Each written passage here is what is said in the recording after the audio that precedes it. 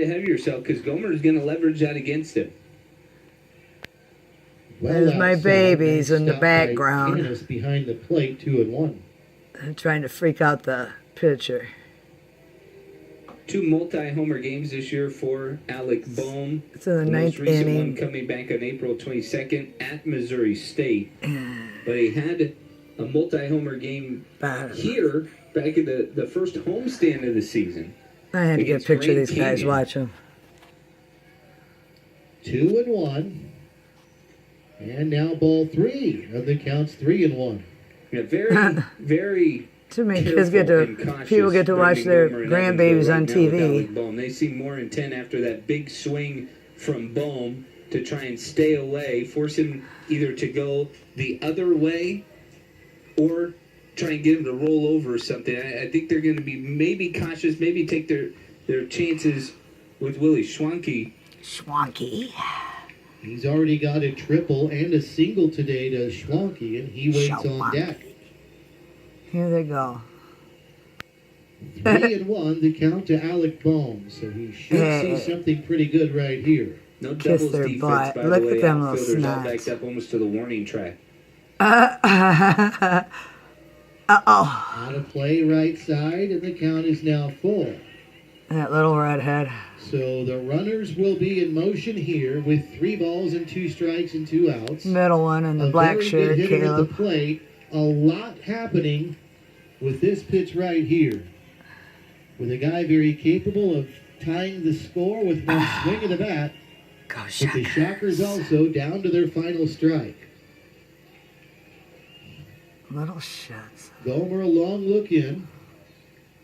There go the runners. And this one is hit pretty well, but pulled well foul. And we'll try it again. That's 91 miles an hour, and he was way ahead of it. Bohm has great bat speed, and that, catching up to it is not going to be the problem. Over-aggressiveness. And that's where you wonder, you don't want to put the tying run on. That much is obvious. But at the same time, and bring the winning run to the plate. But at the same time, you do want to be careful with Bohm not to give him an opportunity to tie this game up. And they're having another boy. So a very tricky predicament Look for at Gomer. him. The Little 3-2. Uh-oh. Lifted left side. And with room, Bilesmith backs up, but he can't make the catch. All right. And Wichita State is still alive. Way too lackadaisical. Way too lackadaisical. Bilesmith let that one get down around his waist and just missed it. And the wind was playing with it the entire time. You saw him doing the pop-up dance, a little to the left, a little to the right, and tried to casually play that one off. And I'll tell you what, both dugouts are pretty good about not showing up teammates, but there were about 10 guys from the Evansville Rail who backed off out of frustration. You got to have that one. So Bohm gets a second life. Can he capitalize? The 3-2. Driven to deep left. Oh, and no. gone. Go, baby, go. Hell yeah. This game is tied. Yes.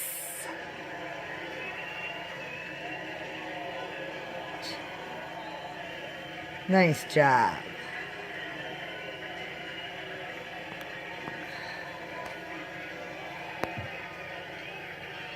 See if I can see Mikey. He's got his shirt hanging out. His second home run in Nice. as many at-bats. And, Tim, there was no doubting this one.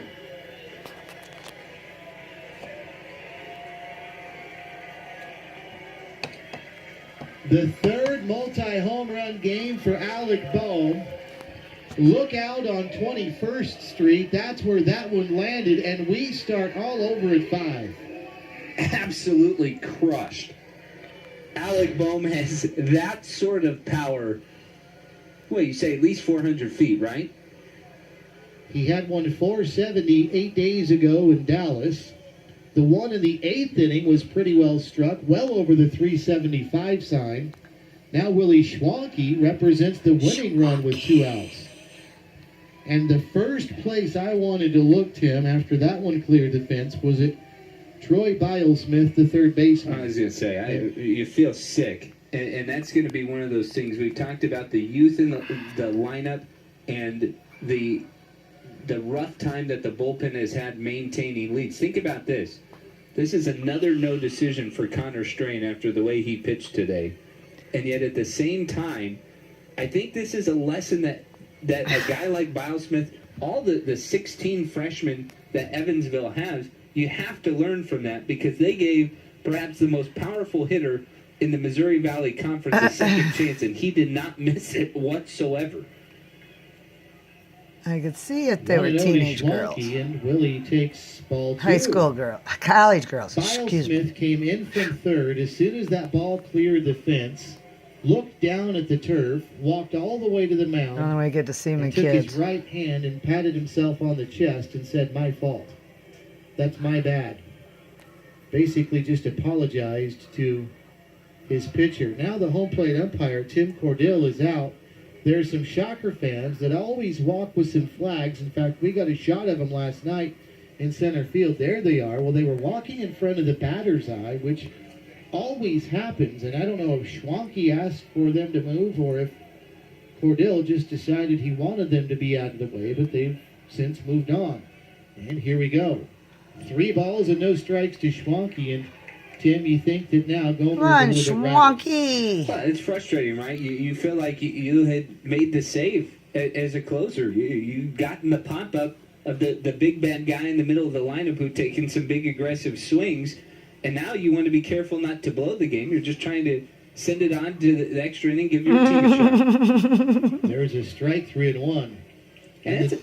Sorry, Steve. And the defensive Bilesmith, just his 19th game, as we talked about earlier this series. Not a guy that was regularly in the lineup, but has been inserted here recently. And he gave Alec Bohm a second life, and he paid the price.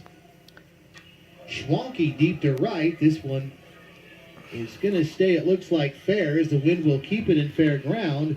And the catch made by Reeder. Okay. And we get extra innings. All things.